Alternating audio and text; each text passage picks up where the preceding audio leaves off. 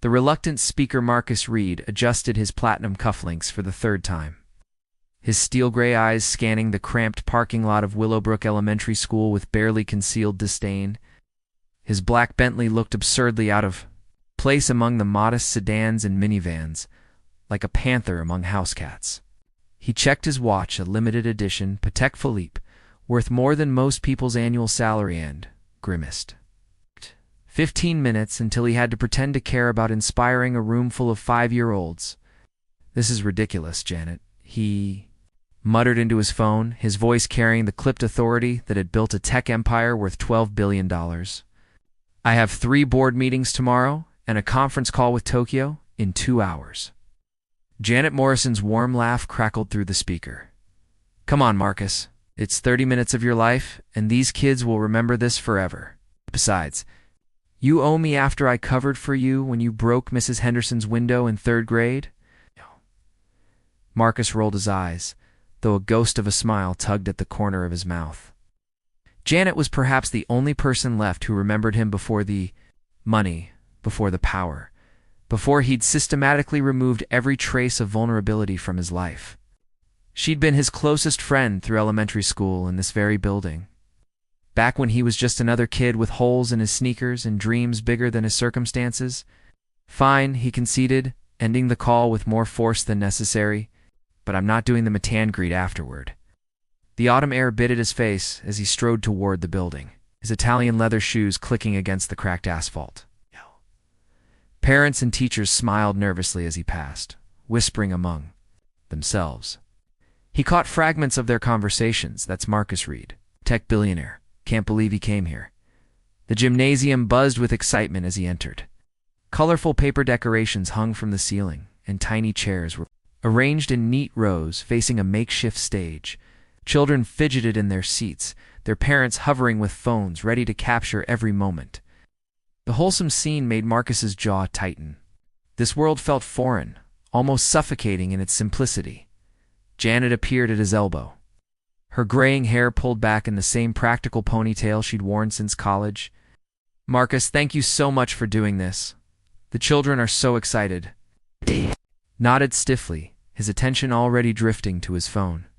3 missed calls from his assistant, 2 urgent emails from the development team, and a text about the Henderson acquisition that needed his immediate attention.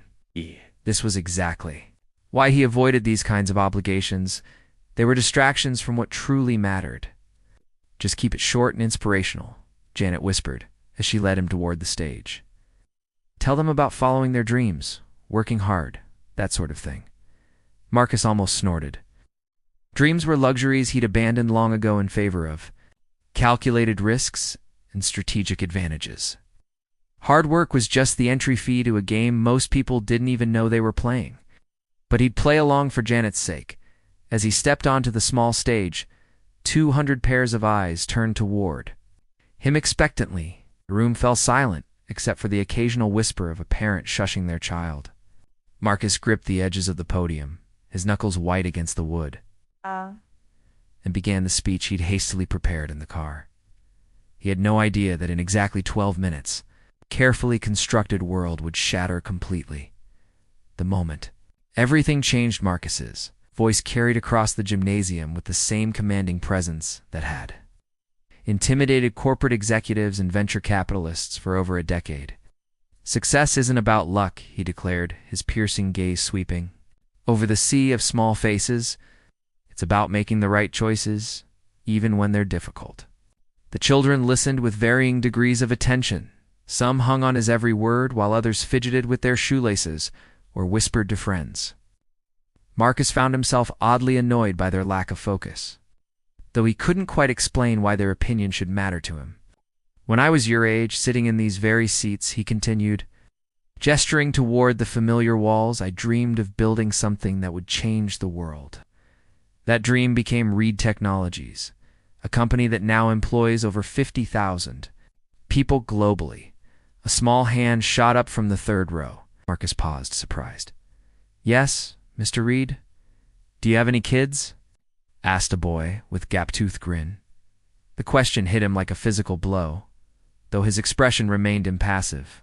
"No, I don't," he replied curtly, then quickly pivoted back to his prepared remarks about perseverance and innovation. As he concluded his speech 15 minutes later, polite applause filled the gymnasium.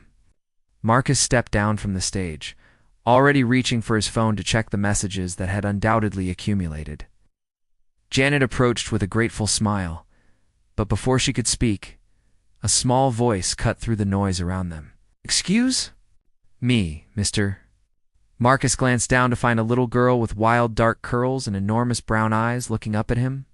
She couldn't have been more than 6 years old, wearing a yellow sundress with a small grass stain on the hem. Something about her made him pause. "What is it?" he asked, his tone softer than usual. The child tilted her head, studying his face. With an intensity that was startling in someone so young, then with the devastating honesty that only children possess, she whispered, "Are you my daddy?" The world stopped. Marcus felt the blood drain from his face as conversations around them gradually faded to silence.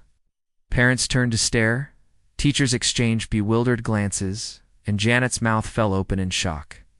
But Marcus couldn't focus on any of that, because his attention was locked on the woman who had just emerged from behind a group of parents. Her face pale with horror, Natalie Chen. She looked exactly the same as she had 7 years ago, when she'd been his marketing director and the only person who could read his moods before he even recognized them himself. The same glossy black hair, now pulled into a messy bun. The same delicate features and intelligent eyes that had once watched him with a mixture of admiration and something deeper, something he'd been too focused on his empire to properly acknowledge. "Emma, honey, come here," Natalie said quickly. Her voice strained as she reached for the little girl's hand. But Emma, his daughter, his mind supplied with stunning clarity, didn't move. "Mommy, look at his eyes," Emma said, pointing at Marcus with the guileless directness of childhood.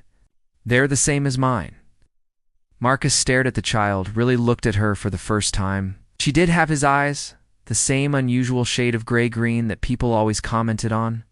And there, when she smiled nervously at the attention she was receiving, was his own lopsided grin reflected back at him.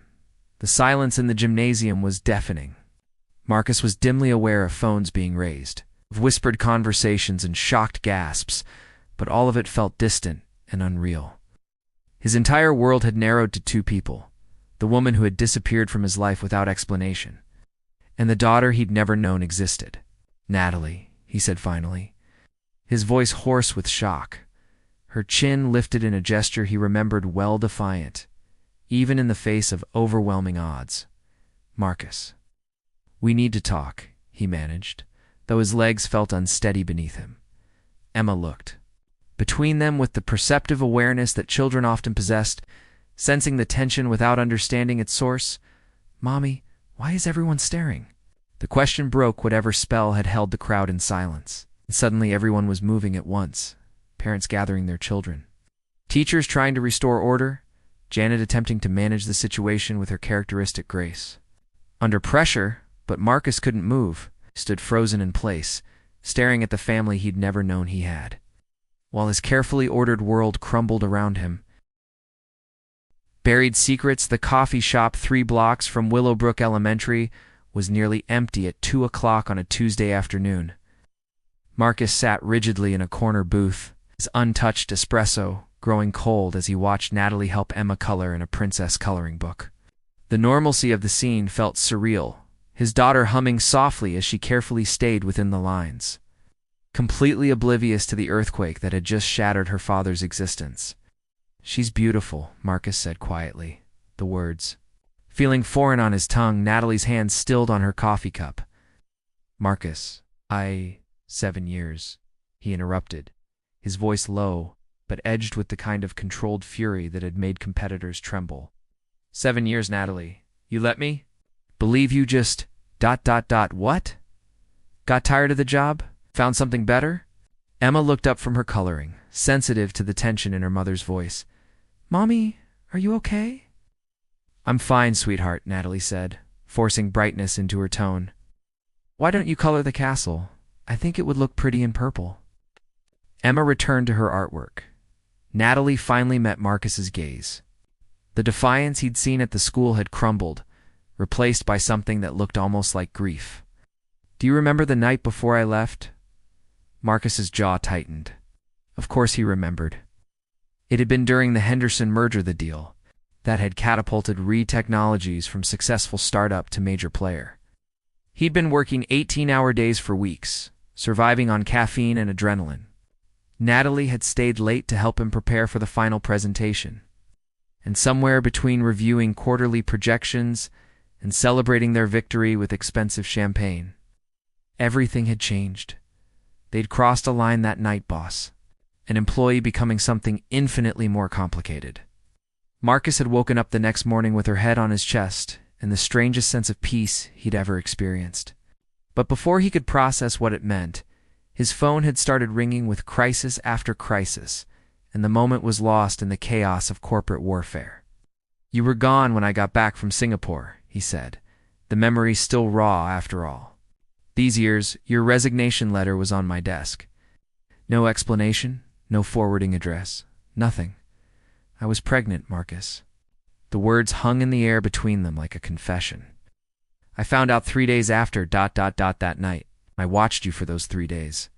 Saw how you handled the pressure, the decisions you had to make." She glanced at Emma, lowering her voice. "You fired 30 people that week to streamline operations. You missed your own mother's birthday because of a conference call. You told that reporter that personal relationships were a luxury you couldn't afford." Marcus felt something cold settle in his chest. "So you made the choice for both of us." "Made the choice for her," Natalie corrected, her voice fierce with maternal protection. "I grew up with a father who was never there, Marcus, who chose his career over everything else, every single time. I wouldn't do that to my child." "Our child," Marcus said sharply, causing Emma to look up again with worried eyes. Natalie immediately softened her expression for her daughter's sake. "Emma, would you like to get some cookies from the counter? You can pick whatever kind you want." Emma's face lit up. She scrambled from the booth with the enthusiasm that only came from being 6 years old and offered unlimited sweets. As soon as she was out of earshot, Natalie turned back to Marcus with renewed intensity. "You want to know what convinced me to leave?" she asked. "The morning after we... ... After that night, you got a call about some regulatory issue? You were on the phone for 2 hours, pacing around your apartment in your boxers, making deals and threatening lawsuits. And when you finally hung up, you looked at me like you were surprised I was still there, like you'd forgotten I existed. The moment business called, the accusation hit its mark because Marcus knew it was true. He'd built his entire adult life around the principle that emotional attachments were weaknesses to be eliminated. Love was a variable he couldn't control. Couldn't predict, couldn't leverage for strategic advantage. "I would have been different," he said, though the words sounded hollow even to him. "If I'd known, would you?" Natalie challenged. "Or would you have done what you always do, compartmentalized? Made it work for you? Turned fatherhood into another acquisition to be managed?" Emma returned with a chocolate chip cookie the size of her head, chattering excitedly about the nice lady behind the counter who had let her pick extra chocolate chips. She settled back into the booth, completely content in her small world, unaware that the 2 adults beside her were quietly dismantling everything they thought they knew about themselves. Marcus watched his daughter eat her cookie, cataloging every expression, every gesture, every detail he'd missed. 7 years of birthdays, of scraped knees and bedtime stories, of first words and first steps. Lifetime of moments stolen from him by a woman who thought she knew him better than he knew himself. The worst part was, she might have been right too. Worlds colliding. The playground at Riverside Park buzzed with afternoon energy as children raced across monkey bars and parents chatted on benches. Marcus sat stiffly on a wooden seat that had probably cost less than his morning coffee, watching Emma navigate the jungle gym with fearless determination. It had been 3 days since the revelation at Willowbrook Elementary, and this was his second supervised visit term that made him feel like a criminal rather than a father. "She's incredible on those monkey bars," he said to Natalie, who sat beside him with the careful distance of someone still deciding whether to trust him. "She gets that from you," Natalie replied softly. "The fearlessness, I mean. Remember how You used to talk about those early days at Reed Technologies, betting everything on ideas no one else believed in. Marcus's phone buzzed insistently in his pocket, the fourth time in 10 minutes. His board of directors was in crisis mode over the Yamamoto deal, a potential acquisition that could expand Reed Technologies into the Asian market. The negotiations had hit a snag, and everyone wanted his immediate input. He forced himself to. Ignore it, Daddy. Watch this. Emma called from the top of the climbing structure, using the title with casual ease that still made Marcus's chest tighten every time he heard it. She launched herself down a twisting slide, arms raised in victory, her wild curls streaming behind her. When she reached the bottom, she ran straight to Marcus with the unconscious affection that children showed to adults they trusted. "Did you see? I went super fast," she exclaimed, throwing herself against his legs with enough force to nearly knock him over. Marcus awkwardly patted her shoulder, still uncertain about physical affection. His own father had been a distant figure who expressed love through financial provision rather than hugs, and Marcus had unconsciously adopted the same approach with everyone in his life. But Emma seemed to expect more from him, reaching up to grab his hand with sticky fingers. "That was very impressive," he said formally, then caught Natalie's amused expression. That was awesome, Emma." His daughter beamed at him, and Marcus felt something shift in his chest, a warmth he couldn't categorize or control. "Mr. Marcus," a voice called across the playground. Marcus turned to see David Kim, one of his senior vice presidents, jogging toward them with barely concealed panic. "Sir, I'm so sorry to interrupt, but the Yamamoto situation—" "Not now, David," Marcus said sharply, instinctively moving to shield Emma from the intrusion of his corporate world. "But sir, they're threatening to walk away from the table. If we don't respond in the next hour—" "I said not now." The words came out with enough force to make several nearby parents look up in alarm. David stepped back, clearly taken aback by his boss's unprecedented dismissal of business priorities. Emma tugged on Marcus's hand, looking up at him with worried eyes. "Are you mad, Daddy?" The innocent question deflated his anger immediately. "No, sweetheart, I'm not mad at you." David retreated, pulling out his phone to undoubtedly warn the rest of the executive team that their notoriously work-obsessed CEO was having some kind of breakdown. Marcus knew he'd have to deal with the fallout later, but for the first time in his adult life, something else felt more important than the next deal. "I want to be part of this," Marcus said to Natalie as Emma ran back toward the swings of her life. "I know I don't deserve it, and I know you have every right to say no, but, Marcus," Natalie interrupted gently, "I never said you couldn't be part of her life. I'm just scared that you'll hurt her when you realize how hard this is. Being a parent isn't like running a company. You can't schedule quality time between board meetings and expect it to work. You can't delegate bedtime stories or outsource scraped knees." As if summoned by her words, Emma's voice rose from the swing set in a wail of genuine distress. She sat in the wood chips beneath the swings, holding her knee and crying with the dramatic intensity that only children could muster. Both adults rushed toward her, but Marcus reached her first. Hey, what happened?" he asked, kneeling in the dirt without regard for his $1,000 suit. "I fell," Emma sobbed, showing him a small scrape on her knee that was bleeding just enough to be genuinely upsetting. "It hurts." Marcus looked at his phone, where 17 missed calls and 43 unread messages waited for his attention. "It's a $2 billion acquisition. You're sitting in a playground instead of in a boardroom." He met her gaze, seeing something like hope flickering in her dark eyes. "I am." The choice that changes everything. The emergency board meeting at Reed Technologies' gleaming headquarters felt like a tribunal. 12 of the most powerful executives in the tech industry sat around the polished mahogany table, their faces ranging from concerned to openly hostile. Marcus took his seat at the head of the table, noting how their usual deference had shifted into something more challenging. "Marcus," began Victoria Sterling, the sharp-edged CFO who had helped build Reed Technologies into an empire, "we need to discuss your recent ... distractions." The word hung in the air like an accusation. Marcus straightened his tie, falling back into the familiar armor of corporate authority. If you're referring to the Yamamoto negotiations, I'm fully prepared to. We're referring to your complete absence from critical decision-making for the past 2 weeks. Interrupted James Crawford, the head of international development. You missed the Tokyo conference call, delegated the Henderson follow-up. And yesterday you left a merger discussion to attend a school play. Marcus's jaw tightened. Emma's first-grade performance of The Three Little Pigs had been the highlight of his week, watching her beam with pride as she played the sensible pig who built with bricks.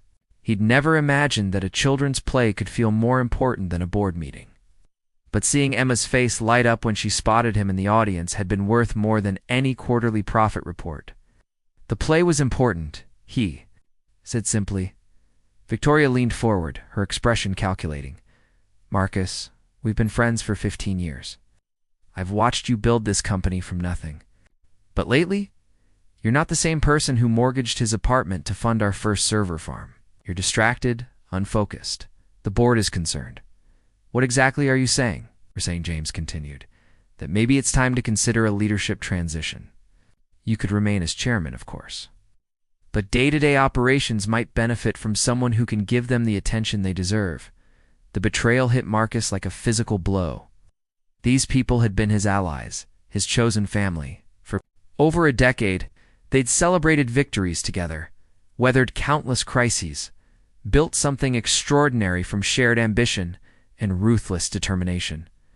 Now they were questioning his fitness to lead the empire he'd created.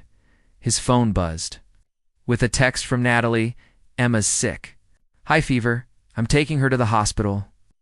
Marcus shot to his feet so quickly that his chair rolled backward into the wall. This meeting is over, Marcus. Sit down, Victoria commanded, using the tone that had cowed competitors and investors. For years we're not finished. Yes, we are. He was already moving toward the door, his mind racing with worry about Emma. Was it serious? Had they tried calling him earlier?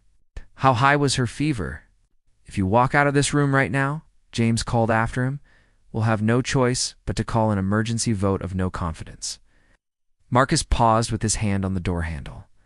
A vote of no confidence would strip him of his CEO position, potentially cost him controlling interest in the company that had been his entire adult life. Reed Technologies was his legacy. His proof that a kid from a broken home could conquer the world through sheer will and intelligence. Behind him, he could hear the board members whispering among themselves, probably already counting votes.